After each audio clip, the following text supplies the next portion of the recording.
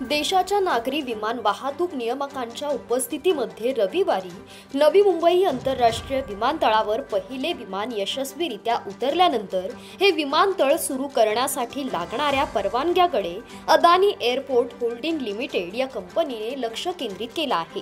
रविवारी झालेल्या लँडिंगच्या यशस्वी चाचणी ही या प्रकल्पासाठी महत्त्वाचं पाऊल होतं। इंडिगो एअरलाइन्सच्या A320 या विमानाने 8:26 या धावपट्टीवर यशस्वी लँडिंग केल्याच्या घटनेवेळी विमानातून 14 कर्मचारी आणि 7 विविध विभागांचे अधिकारी उतरले। यामध्ये नागरी विमान वाहतूक महासंचालनालय, विमानतळ प्राधिकरण, सीमा शुल्क विभाग, इमिग्रेशन, केंद्रीय औद्योगिक सुरक्षा फोर्स, हवामानशास्त्र विभाग, नागरी विमान वाहतूक सुरक्षा विभागातील उच्च पदस्थ अधिकाऱ्यांचा समावेश आहे। ही चाचणी यशस्वी ठरल्याने पुढील परवान्यापूर्वी आणि परवाना मिळविण्यासाठी कराव्या लागणाऱ्या चाचण्यांचा मार्ग मोकळा झाला आहे।